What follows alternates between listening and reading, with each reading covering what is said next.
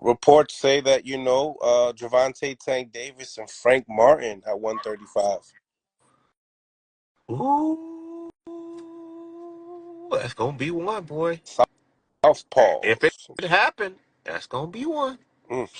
But one thing you better listen, man. One thing I always say about Tank, he different, bro.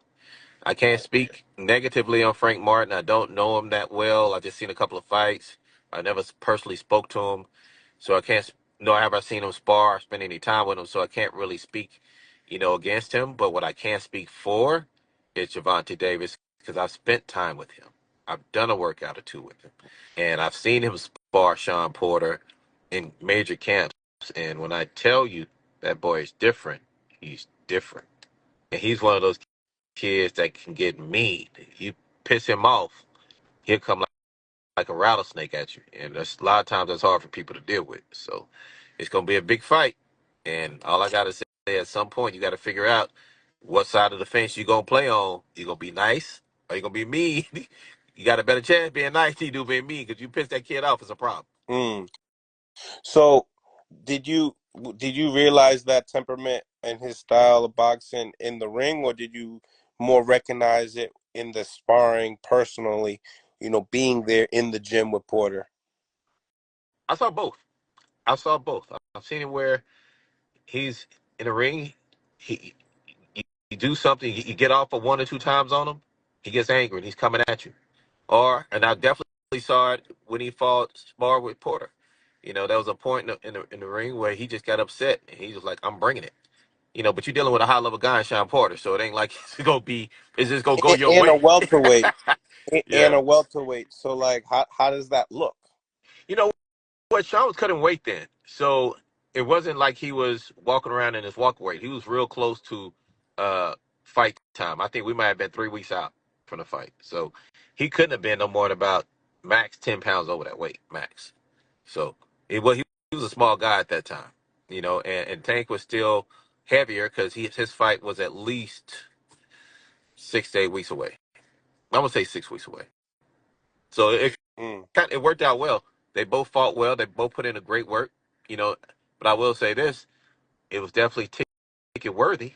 If you got a ticket that they you watch it. That's what my next question was. Was it like ticket worthy? Because sometimes we see high level sparring and it turns into being a fight down the line. Not saying that this will be one, Yeah, yeah, yeah. but we do see that. I mean, even with Frank Martin and Tank, they had a big sparring in the Mayweather gym, and now they're fighting. Right, And the Showtime camera crew was in the building. right. Um, but leading up to that question, because a lot of people speak upon Tank as far as that fight with Shakur Stevenson, or that fight with Devin Haney. And when we seen that Devin Haney with what he weighs after the fight, there was a big stipulation of, like, Tank can't fight someone that heavy. What do you think upon that? Bill Haney went onto the Porterway podcast speaking upon it, and him saying that, I don't think the fight's gonna happen because of the weight and stuff like that. Gervonta Tank Davis said, "Hey, the weight didn't matter when I was beating you up in sparring." I don't know what the question totally is, and so I'm gonna try to phrase it accordingly. I mean, As far as Tank, being able to go up to that weight to fight someone like a Devin Haney, they say they don't want to go up to 40. He's been up to 40 at one time with Barrios. And then we also hear that Devin Haney might move up to well, 47. So, he went up and to really, 40 to fight. do you think that fight will happen? Once again, it's a boxing. Anything can happen. It's just about. But as you spoke on Tank fought him at Barrios at 40, and immediately went back down to 35. Right, and I think that based on Tank's structure, I think that's the window in which he should stay, because not that he can't go up to 47, not that he can't do 54 if he wanted to. I feel like 35 is that comfortable spot for him right now at his age and his development. Now, maybe 2, 3 years from now, maybe he'll be ready to go to 40 and stay 40. But right now, I think 35 is a great place for him, and you could tell by him knocking everybody out at 35. So I think that's a good place. As far as Devin is concerned, I think Devin was at 35. I think he was struggling to stay at 35.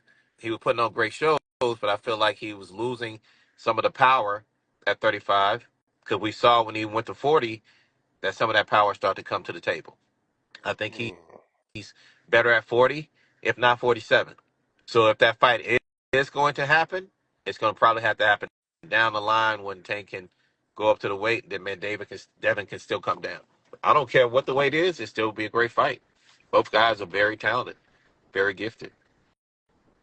So you believe that, that talent and gift it can be at 47, For Tank, or is that too much weight for Tank to handle? I think it. Well, I think it's too much. I think he needs to stay 40 and below. Not that he can't. I just think that that's a space where he's very strong at, very explosive at. Why put yourself in a space where you don't may not feel as So fast you or as see the strong? fight at 40 Down the line, maybe down the line. Yeah, I wouldn't say now though. when I wouldn't when say now. when do Now you I don't think? know when, but I wouldn't say now. I don't think it's the best decision for Tank at this place. I think he's 35. Now if Devin come down to 35, maybe, but then that puts Devin at a deficit based on what I've been hearing from a weight standpoint. So I would say if I'm Devin, I'm in my lane and I'm moving accordingly. It's working for him. He's winning. He's looking good. If I'm Tank, I'm staying in my lane. He's working for him. He's winning. He's looking good. It just has to be a space where those roads cross and it's beneficial for both.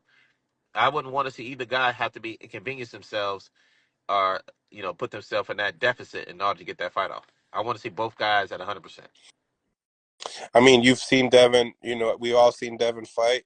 I don't know if you've seen Devin and Porter, but you got to see Porter and Tank. I mean, looking at some of that work closely and on the TV, who would you have to favor in that fight if they do fight? I did see Devin and Porter, but when I saw Devin and Porter, uh, I had just started with Porter actually, and I think Devin would light a bed. Let me get this straight. He was a kid, man. He was young, young. He was like between Yeah, he was young. I seen pictures. like 13 to 15 or something. I seen And Kenny, video clip too.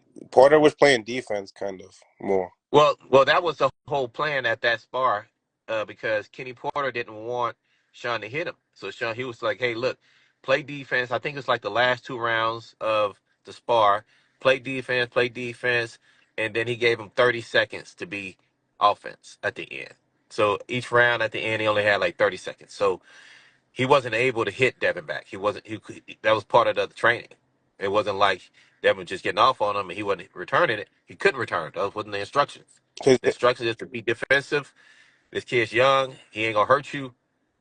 handicappy hands. Yeah, just kind of hold on to him, move, flick and move, feint, but don't touch him. And then the last 30 seconds, he was like, okay, now he can be offensive. But even then, he couldn't let his hands go. He just could be offensive. So like you let him use the jab type deal. Yeah, it wasn't a thing where we looked at it, or Kenny Porter looked at it as, oh, okay, this is a straight on spar. You beat this kid up. And no, it was like, let's work on Let's stuff. get sharp on our defense. Yeah, that's really what that was all about. And that was, again, if I'm not mistaken, that's when Shawn fought Devin Alexander, Mm. 2013. So were you able to see that the clip that Ryan Garcia put out with Ryan and Tank?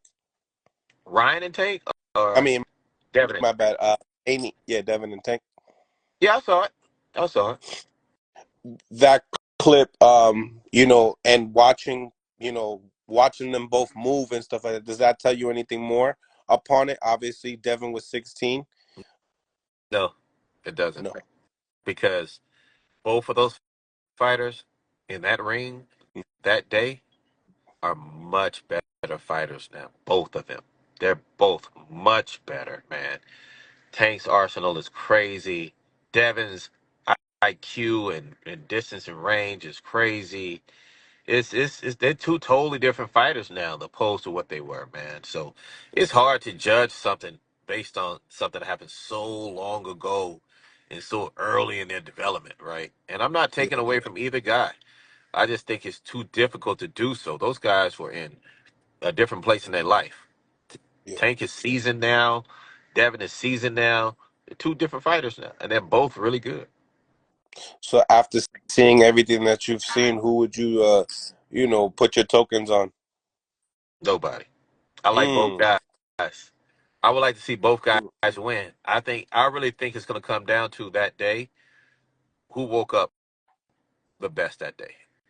I don't think it's a situation where you're like, oh yeah, it's an 80-20 situation. No, I think it's two really good fighters.